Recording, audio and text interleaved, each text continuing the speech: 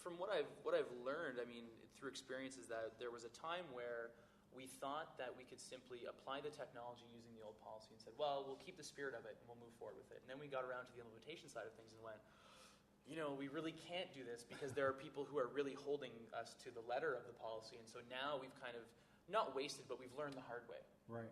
And we've kind of expended some energy trying to not do that, and now we're learning, oh wait, there's something we need to do. And so now it's reframing that in the opportunity around updating that policy suite to be more enabling.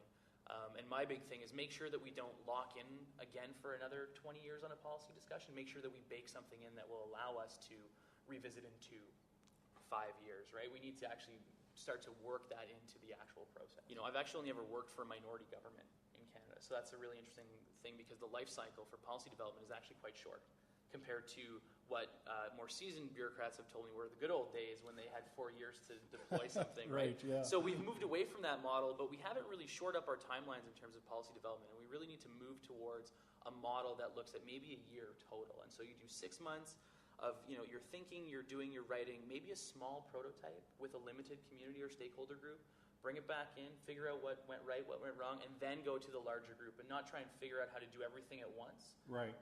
But we're not really thinking in those terms yet, and we really need to shore up some of the time. And where I think we can do that and where the openness comes in is proactive disclosure of information in the offset. So it doesn't take me 6 months to find out who the players are. And so I can leverage technology and people sharing some of their information to tell me who needs to be around a table and when, so I can convene a meeting now and not in 6 months. I mean, if you think the frustration is heavy on the citizen side of things, you should try working on the inside. Working internally. And it's a really odd dynamic when I first started, because I left the hospitality industry where, like, if you called me and you had a question and I didn't know the answer, I would tell you that up front and say, I'll find out the answer, I'll find the right person, and I'll give you a call back. Right, so I take ownership over that issue at the point of contact. And so what happens a lot when you're working with other public servants is that there's actually no ownership. So what they say is, well, I actually don't do that. And they're actually, you can see them, I can see them in my head, and they're hanging up the phone. And you're holding on to them, you're like, well, do you know who does? Yeah. Because, I mean, the Government Electronic Directory Service, GEDS, unless you know the name, unless you know the phone number or the position, it's not any help. And so right. What does a policy analyst do in strategic research versus one in strategic direction versus, I actually have a bone to pick with the word strategic. All policy should be strategic. Yeah. Because I actually left the Ottawa Senators Hockey Club at the height of their cup run to join the public service.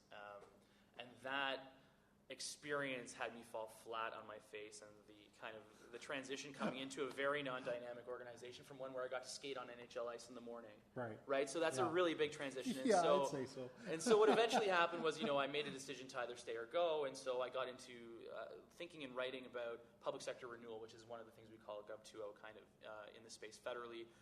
Connected with David Eves, who he said he was on earlier too, and a panelist earlier. So he's one of the gentlemen who inspired me to start writing. And then it took on a life of its own. I sit back first and I listen to them and say, what are you trying to do? What's your business? Why did you approach me? Because I don't go out and sell. I wait. Right. People are coming to me and asking for help. And so I really take a hard look at their business model, which makes me kind of like a consultant in a way, and analyze their needs and move forward. And that sounds like a lot of jargon, but how do you want to actually move this piece, and what's your end goal? And a lot of people lose that in the transparency argument, and they get caught up on what does this transparency actually mean for my organization? Which, you walk through a set of kind of steps, which is I talk about all the false assumptions about openness. And so there's a lot of issues with openness on the web, and you try and actually educate people around what does it actually mean to be open on the web. And so a lot of people think that the minute they put something out there, it's going to get totally messed up. And you have to say, well, do you come across a lot of information on the web that you don't look for? And they say, well, no. I said, well, no one's going to come across your information unless they're looking for it. So that means they have an interest in it. Right. Do you read everything you come across to on the web? No, I don't. No, right. Right? So you need to make a value decision. So everyone looking at your content is making a value decision on whether or not they want to read it. Do you comment on everything you read on the web? Well, no. I said, okay, so everyone else needs to make that same value decision when they look at your content. Well, do you edit it? Not really. Okay, so no one else? Like, people are facing the same reticence to entering into your content as you do when you get out on the web to look. So you have to think about that in those terms. And then the final point that I make, which really kind of drives it home in a kind of in-your-face almost kind of way, is that your assumption through this whole process that underlies this is that anyone who adds or changes your work is going to detract from its overall quality. which is actually an assumption that you are better at your job than anyone else, and you have more information than anyone else in this area, which is actually not true. There's so much work. There's 250,000 federal public servants. I actually have no expertise in the majority of their work. I don't understand most of it. I would never search for it.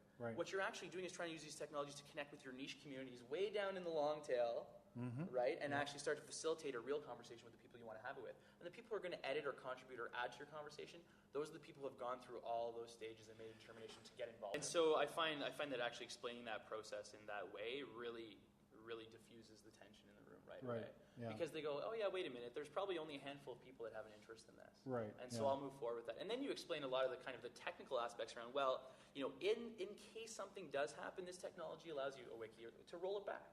Oh, and it'll notify you by email when someone edits it. And the versioning control allows you to do a side-by-side comparison of what's been changed, along with the name of the person who changed it. There's a lot of checks and balances. So there's all these checks and balances, Yeah. and if you can explain all of that, then it makes sense. I mean, if the clerk of the Privy Council and the deputy minister that I work for can post a message inside GCPD, which is Government Canada Wiki, in a fashion that anyone can actually edit it. So they're using it like a blogging platform almost, but it's not. It's a wiki page. So any federal public servant can edit it. If they have confidence in that system, everyone else should have confidence in that system too. The big joke with the people that I work with is that I'm never around. And the reason I'm never around is because I pony up $1.50 for a coffee in every afternoon and go to the local shop because the Wi-Fi is reliable. I get better download speeds.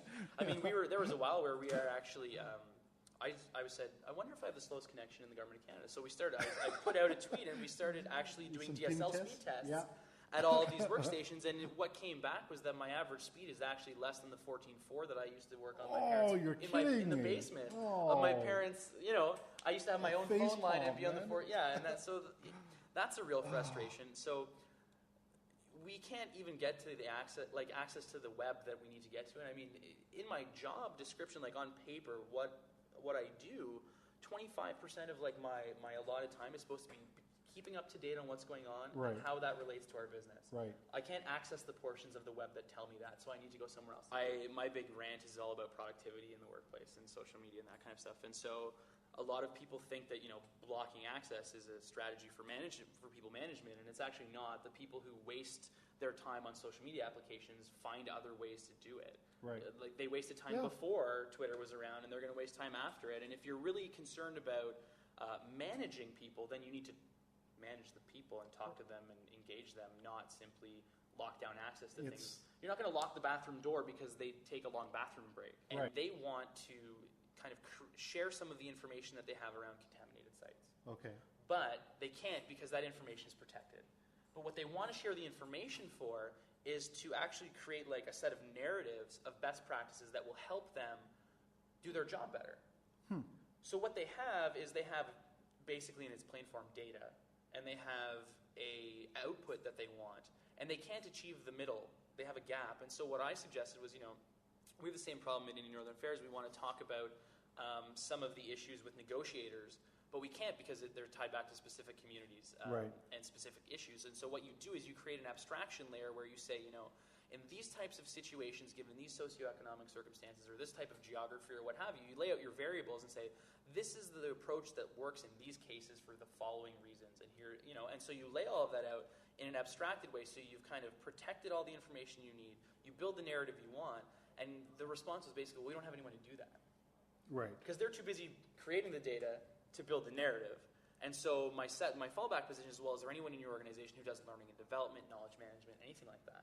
So you need to move into and find someone who can serve your needs as a client to develop that for you. I mean, and the alternative to that is do a hard look at your own business and then see where you can shift a resource, right? If we all wrote one more report a week, we could have someone full-time writing narratives for 3 weeks. Right? And so you shift work for a little bit, but what you get is you get hard work for 3 weeks, but you get the benefit of the narratives that then allow you to shave time off training, and so you get new people trained up faster. And all of a sudden you recoup that time, and once you get new people in, you train people faster, then you pay people back with vacation that they couldn't take before because they were working hard to do it. If you give people a complete kind of snapshot of the process and what they need to put in the beginning, the efficiency they're going to gain and the reward they're going to reap afterwards, you motivate them to actually to do that, right?